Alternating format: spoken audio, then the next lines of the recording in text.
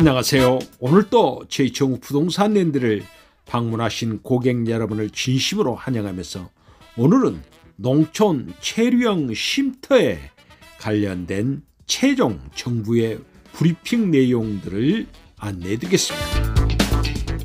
농촌 체류형 쉼터 도입, 합리적인 농지 이용에 대해서 정부에 발표한 질의응답 시간을 안내해드리겠습니다. 지금부터 질의응답 시간을 갖도록 하겠습니다. 이게 생활 인구를 늘리려는 취지니까 어떤 분들이 좀 지을 수 있는지가 좀 궁금하고요. 예, 먼저 그 체류형 쉼터를 설치할 수 있는 분들은 저희가 그 농지의 소유와 관련돼서 기본적으로는 농업인들이 농지를 소유할 수 있도록 되어 있습니다만, 농지법상에 그 주말 체험 영농을 하시려고 하는 분들, 그래서 일반 국민들이 되겠습니다. 일반 국민들도 300평 이내에서는 농지를 주말 체험 영농 목적으로 구입할 수가 있습니다. 그분들이 주말 체험 영농 목적의 농지를 구입한 이후에 그 농지 위에 그 기본적으로 농촌 체류형 쉼터라고 하는 시설을 두고 주말 영농을 할 수 있도록 그렇게 저희가 담은 겁니다. 법령상 도로뿐만 아니라 현황 도로에도 설치가 가능하도록 되어 있는데, 그러면은 이제 이 현황 도로라는 것이 뭔가 기존 도로보다 어떤 좀 작거나 그런 도로들도 좀 되는 건지, 그런 어떤 면적 기준들이 좀 어떻게 되는지 그런 게 궁금합니다. 저희가 건축법상에 도로라고 하면 통상 그 폭이 한 4m 정도 되는 4m 정도 되는 면적 도로를 생각을 할 수가 있는데, 저희가 현황도로라고 하면 그 정의상 보면 현황도로라는 게 뭐 지도라든지 이런 부분에서 정확하게 나타나지 않는 실질적으로 도로로 활용되고 있는 도로까지 다 인정을 해주겠다라고 하는 의미로 받아들이시면 될 것 같습니다. 상의 도로라는 게 판단하는 기준은 어떻게 되는 건가요? 저희가 기본적으로는 이 규정을 둔 목적 자체가 위기 상황에서 이 뭐 구조라든지 뭐 화재 진압 이런 것들이 가능하도록 하기 위해서 도로 연접 조건을 내건 거고요. 그래서 저기 뭐 소방차라든지 그 앰뷸런스라든지 이런 부분들이 통행이 가능한 그런 면적만 확인이 가능하면 저희가 설치 가능할 수 있다, 그렇게 보면 겁니다. 같은 경우는 도로의 소유가 농촌에는 뭐 사도라든지 이런 것도 있는 걸로 알고 있는데, 그런 거랑 상관은 어떤 소유주랑은 상관이 없는 건지 그게 궁금합니다. 그리고 도로는 제가 아까 이제 현황도로까지 말씀을 드렸는데요.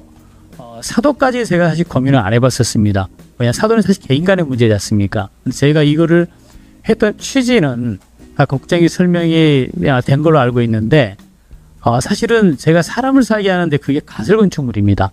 일반 건축물은 아시다시피 건물 구조도 안전할 거고 화재가 나도 여러 가지 진압 시설을 좀 갖출 건데, 이거 가설 건축물이다 보니까 나중에 정말 문제가 될 수 있는 게 화재라든지 아니면은 저번 7월 달에 있었던 왜 그때 비가 많이 와서 그때 컨테이너가 몇 개 떠내려가서 어떤 노인이 실종된 경우도 있었거든요.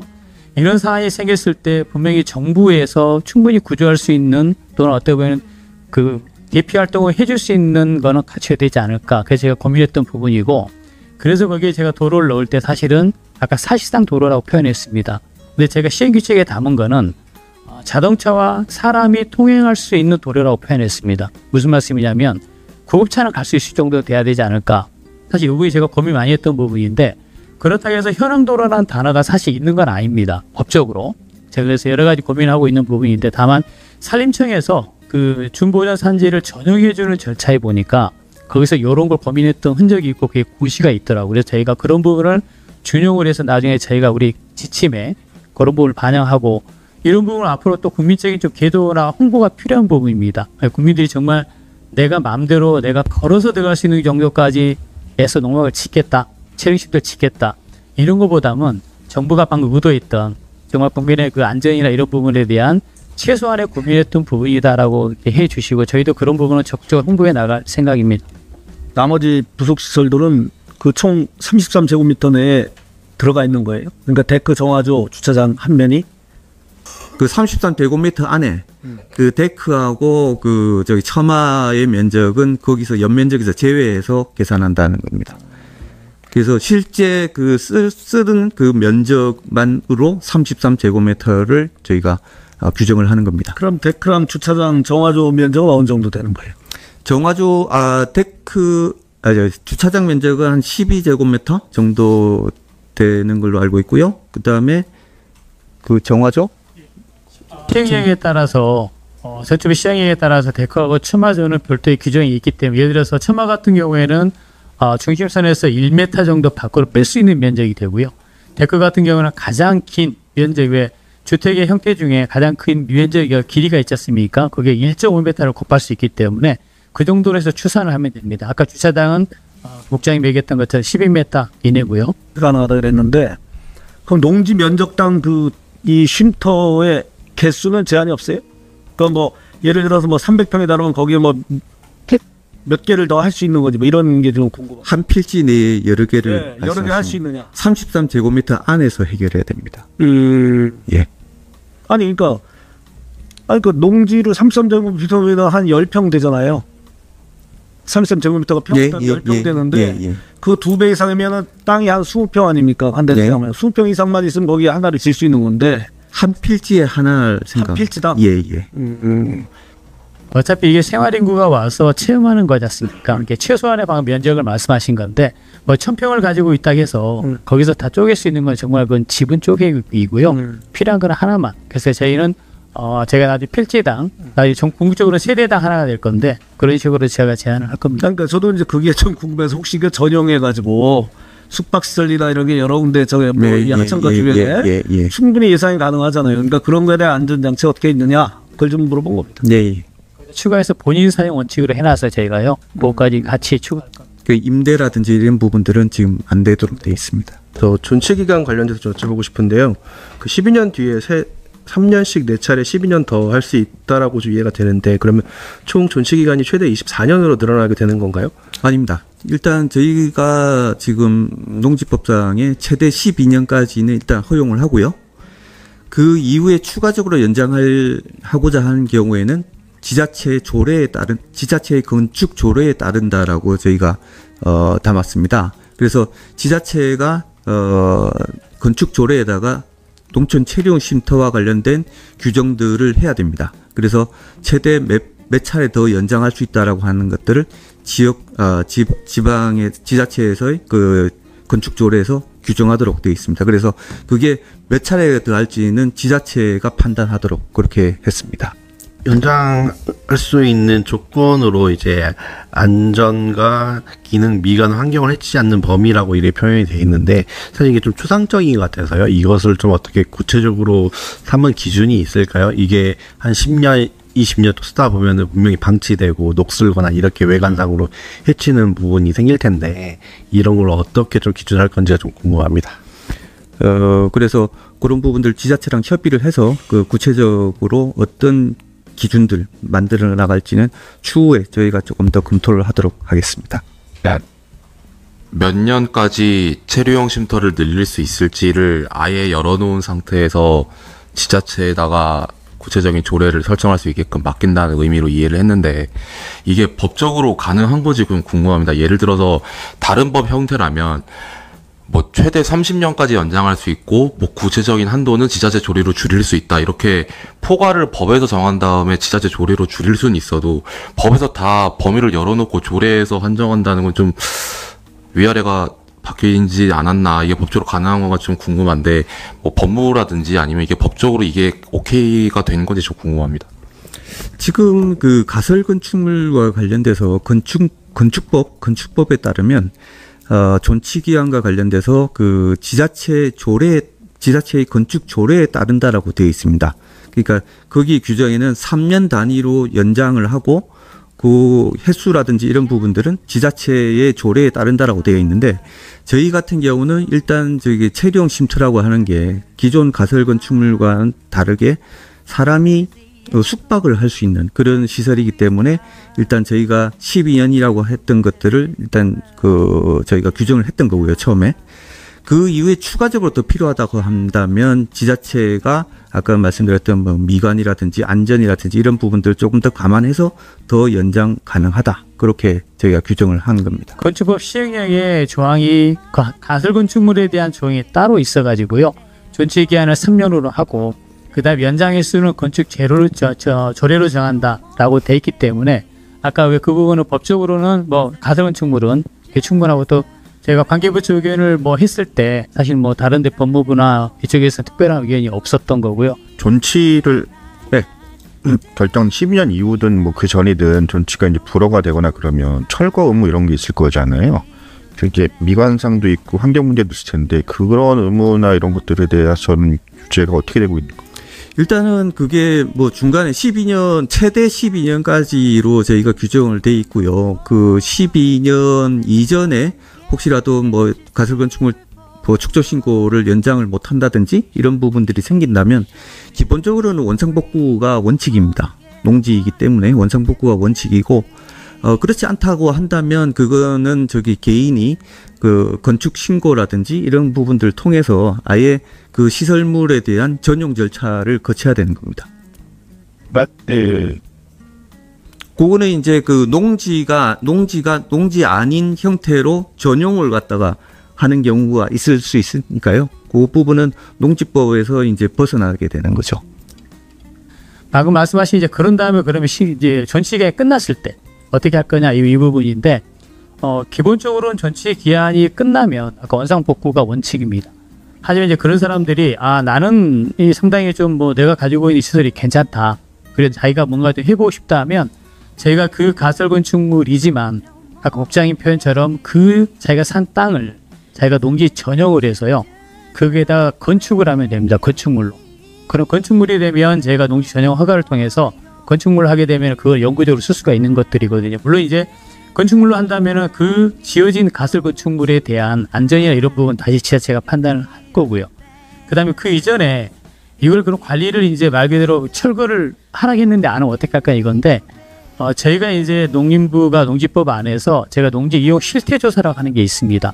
예를 들어서 이 사람은 자기가 설치를 해서 운영을 해서 9년을 했는데 더 이상 안 하겠다든지 아니면 지자체가 판단했을 때 이 정도면 사람이 사는데 안전이 적합하지 않으니까 철거하라 라고 했을 때는 분명히 그 명령을 지켜야 되고요. 안 지키면 저희가 아까 농지 이용 실태 조사를 지자체랑 농어촌공사랑 같이 하는 게 있는데 그 실태 조사를 통해서 파악을 하고 그다음 어차피 그런 경우는 저희가 농지법에 있는 규정을 위반한 거기 때문에 아까 원상복귀 명령 그 원상재기 회복이라는데 그거를 제가 처분 의무를 내리고요. 그런 다음에 나중에 필요한 행정 절차를 밟을 수 있을 겁니다. 또 그 처음 뭔가 이런 거에 관심 갖는 분들은 영농 의무라는 게 뭐 어느 정도 이거를 횟수라든지 뭐 시기라든지 이런 영농 의무에 대한 기준이 어떻게 되어 있는지가 궁금하고. 그거는 부장님 해주시죠. 이 영농 의무는 저희가 사실 농지법의 가장 기본이 이제 농지 소유자는 영농을 하도록 해놨지 않습니까? 물론 뭐 자격이라는 말로 제가 표현도 하긴 하는데 다만 그래서 이제 이런 경우에는 저희가 비록 그 생활 인구를 이렇게 오게 하기 위해서 주택을 가설건축을 짓게 하는 거잖아요. 이렇게 했을 때는 저희 농지법의 기본 이념하고는 약간 상치가 될 수 있어요. 괴리가 될 수 있어서 기본적으로 가설건축물을 짓 때 그 목적이 와서 농업도 같이 하는 어떻게 보면 그런 병행의 의무를 지어진 거라서요. 그 영농의 의무라는 거는 우리가 말하는 뭐 상업농, 예를 들어서 뭐를 심어서 판다 이런 개념까지는 아니고요. 아까 국장님이 초기에 설명드렸던 주말 체험 영농 하시는 분도 농지 소유가 가능하잖아요.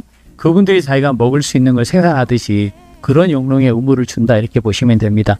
지금 제가 알기로는 쉼터를 이제 한 가구당 한 채만 가능한 것으로 알고 있는데 농업인이 사망하거나 이제 상속이 됐을 때 그 기존의 농지를 또 갖고 있었어가지고 거기에 자기 개별적인 쉼터가 있었는데 또 농지를 뭐 상속받거나 이제 뭐 매입을 했을 수 있죠. 그럴 때 거기 농지에 또 다른 쉼터가 설치되었을 경우 이거는 철거하는 게 원칙인 건지 어떻게 관리가 되는 건지 궁금합니다. 이게 만약 혹시라도 또 관리가 안 돼서 빈집처럼 문제가 돼버리면 안 되니까 어떻게 생각하고 있는지 궁금하고요. 관리를 어떻게 하느냐. 지금 현재 농막 같은 경우는 이게 제대로 지금 관리가 안 되고 있기 때문에 여러 가지 문제점들이 나왔고 지난번 예전에 그 저희가 감사원 감사도 있었습니다. 근데 이번 우리가 농촌 체령 쉼터 같은 경우는 뭐 가설건축물 축조 신고라든지 그 다음에 농촌 체령 쉼터와 관련된 행정 절차들을 거치기 때문에 이전 농막보다는 훨씬 더 촘촘하게 저희가 행정적인 관리를 할 수 있을 거라고 지금 생각을 하고 있고요. 그래서 뭐 빈집 문제라든지 이런 뭐 활용과 관련된 뭐 여러 가지 문제들과 관련돼서는 지금 농막보다는 훨씬 더 저희가 대응이 용이할 거라고 저희가 판단을 하고 있습니다. 지금 법령상으로는 이제 쉼터와 농막 이제 두 개의 시설이 있는 건데 이거 좀 확인하려고 하는데 농막 하나와 쉼터 하나씩 소유하는 게 가능한 건지 아니면 둘 중에 무조건 하나만 가능한 건지도 좀 궁금합니다. 그 동시에 설치 가능하고요. 다만 33제곱미터 이내에서 설치가 가능합니다. 합산했을 때. 지금 뭐 빠르면 연내 아니면 뭐 1월 이게 공포된다고 말씀을 하시던데 그러면 지금 말씀하신 지자체에서 그 연장하는 기준을 만든다고 하셨는데 그걸 언제 이렇게 확정이 되고 결정이 되는 건지 좀 궁금한데요.